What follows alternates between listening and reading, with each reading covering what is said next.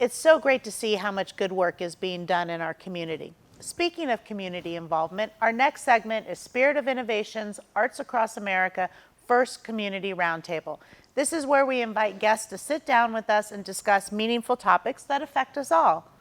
Today, we'll be talking about diversity, equity, and inclusion with two community stakeholders.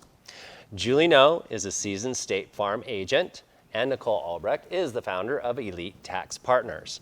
Both of you serve on the chambers, and you're both also on the board of Rancho Damacitas. So welcome, you guys. Welcome. Thank you. So great to have you. Yeah, we're really glad to have you for this topic. So diversity, I'm going to throw that one a little at you, Julie, as someone who's an entrepreneur as well as an Asian American. How does diversity affect you in growing your business? Diversity to me is such a big topic, but I think what I would like to talk about on it is the way people value things like how they started their business. Maybe it's money, maybe it's how they grew up.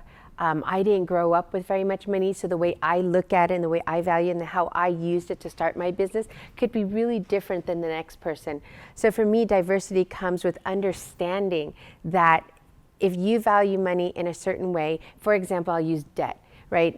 I grew up knowing that debt was bad. That's just how my parents taught me. So when I started my business, debt was a very big topic to try to understand and wrap my head around that it's okay to be in debt sometimes when you're in your business. It just depends on the type of debt you're in.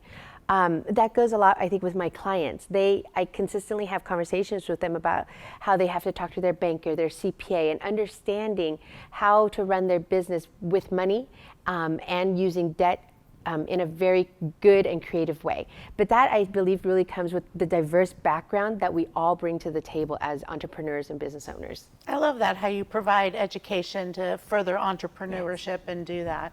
Nicole, you're a single mother with a child on the spectrum, and you're also an entrepreneur. So equity and also, diversity, how do you feel about some of those topics? So I think being a single mom, I really saw how that played a role in trying to get a job. So when I was 20 years old, I already had a 3-year-old. I got pregnant in high school, and I was really looking for someone that was going to give me an opportunity. I felt like an office job was going to be able to start some sort of career doing something.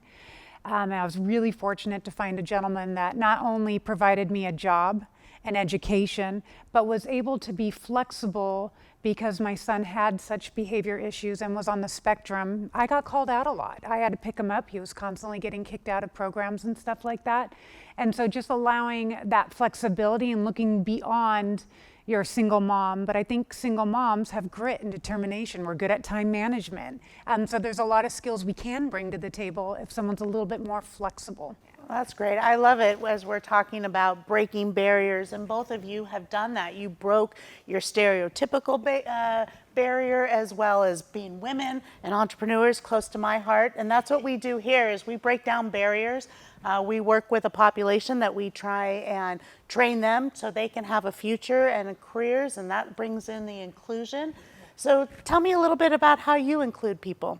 I think that as long as we look at everybody as just one group of who they are, how they can give back, how they can be, an asset to whatever they're doing, I think that to me is inclusive. I guess I don't look at it as this is this person, this is this person. I think though that we tend to hire people that look and feel like us, whether it's intentional or not. And so we were running Elite Tax Partners, and I looked up and everyone was a 40-ish year old single mom, white female. And I thought, oh, that is limiting where we can, our vision, how we look at the world, everything. Yeah. And so we were really, really intentional, how can we open this up?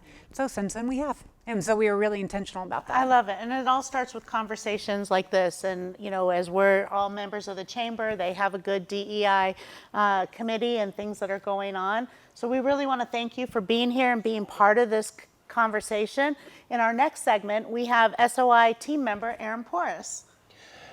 Aaron's going to take us out and try some yummy food for the next Food Corner.